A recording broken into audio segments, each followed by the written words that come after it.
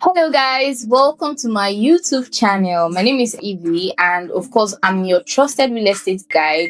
I provide you with verified real estate information, verified real estate educational content, and of course, fun. So, I'm here to make real estate education simple, relatable, and easy for you to understand. In today's video, we're going to be looking at 5 red flags that you must know before buying land. Now, a number of first-time buyers and a number of investors usually make these mistakes, and these are things that usually cost people millions of money. I mean, the real estate business is a million business. I know you understand what that means. So ensure that your hard-earned money does not just go down the drain. So stick through to this video. Number 4 point is the deal breaker. You want to stay through to this video. Let's delve right into it. Red flag number 1: no access roads. I know this sounds cliche, but I mean, some people have made this mistake over time. So of course we understand that real estate is a gradual business, in the sense that development moves to certain places at different paces. So a lot of times, there are times where you go to purchase a property and it's just grass, the place is looking, very uncleared, very scattered and all that. But then in a couple of years, you see that place has opened up. There's lots of things happening in that area, is buzzing. But in the period where that property is still undergoing development, you need to ensure that there are access roads. There has to be a major road that now links you to maybe a junction that diverts into the property in question. Ensure that you check for access roads. There must be access roads. Make dem no tell you say road dey, we go put road, and they are selling the land for 10 million. Make dem use the money wey dem don gather before take do small road, because it is important. There has to be access roads so that you can be able to access the property. You can be able to begin your own development little by little, depending on the area in question. Red flag number 2 is documentation, proper documentation. I know that we have flogged this issue over and over again, and many people feel like every time they're talking about documents, we know about documents, but let me tell you something. You would never know until it happens to you. A lot of investors have lost a lot of money because they did not pay attention to the documents. Now, if you go through my channel, you're going to see that I've put a number of videos out on documentation. I have one on CFO. I have one on how to spot a fake land title in 60 seconds. You want to watch those videos? I'm going to put them in the comment section so that you can look at them later. So documentations are very important. Stuff like your CFO, stuff like your power of attorney, your certificate of allocation, your registered survey. These documents actually show you where your land is, show you the size, the dimension, show you what that particular land is supposed to be used for, and confirms your ownership of the said land. For instance, you want to buy property from another individual who has bought the property for maybe an estate. You need to check the documentation, check the papers. These things are very important. Nobody moves into real estate blind. Your first point of sight in a real estate transaction is your documents. So ensure that you put the documents in check. All right? Don't say I did not tell you. All right. Red flag number 3 is multiple agents. Especially in cities where real estate is beginning to, gain a lot of traction. You can get to a particular property and then 5 different individuals are telling you, I'm the one that owns the land. I know the landlord. I know the brother of the landlord. I know the sister of the landlord. I know the sister-in-law of the landlord. The list can go on and on. What I'm here to tell you is that once you find out that a property has multiple agents on it, that is a red flag. The reason is, a number of times you do not know who exactly this transaction is supposed to be done with, and this can be very, very bad. Let's take, for instance, you have 5 individuals owning or claiming to own a particular property, or claiming to market a particular property. Now, we talk to all of them and then you just decide that, okay, you do any, mini, miny, mo, and then you pick one of them and then you pay to that person, the transaction goes on.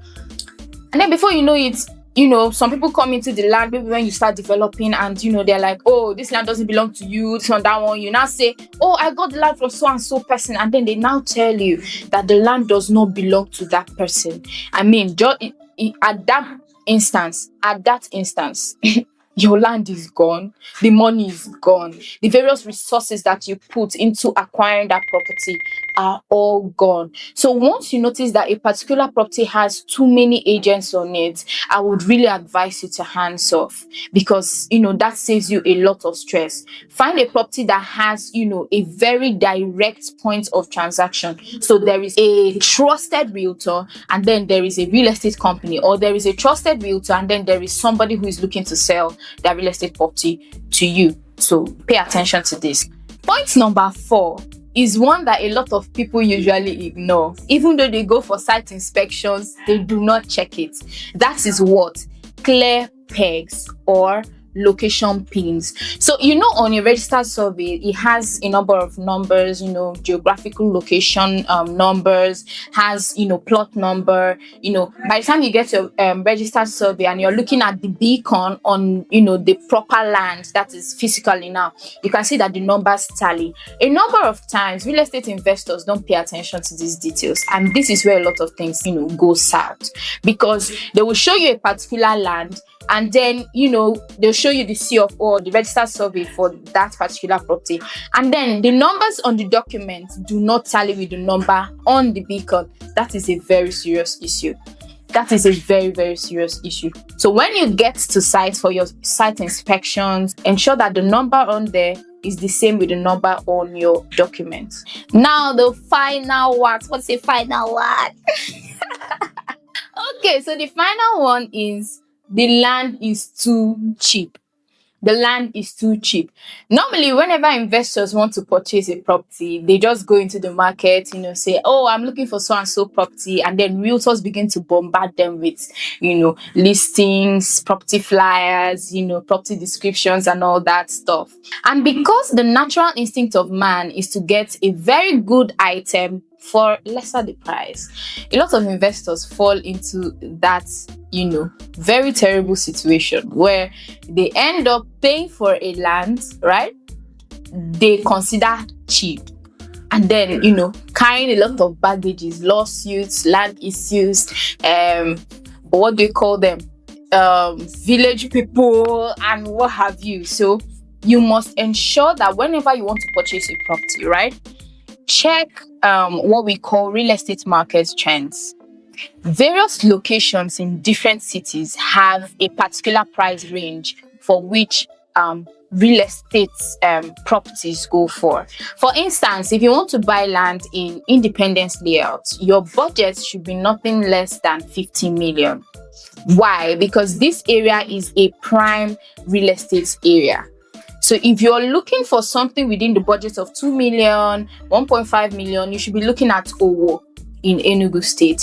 If you're looking for something around the neighborhood of 3.5 million, 5 million, 6 million, 7 million, 9th Mile would give you that. So you can't go to 9th Mile and be expecting to get a 500 square meter land in 9th Mile for 1.5 million, because land in that area has passed a particular threshold. I think I'm going to do a video later on how land appreciates, right?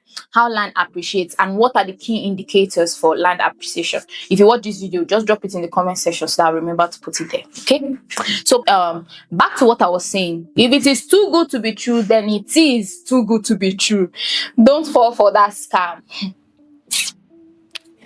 I'm telling you, a lot of people have seen a lot of stuff in this industry. So I hope this video helped you. I hope I was able to break down in as simple terms as possible the 5 red flags you must watch out for when buying land.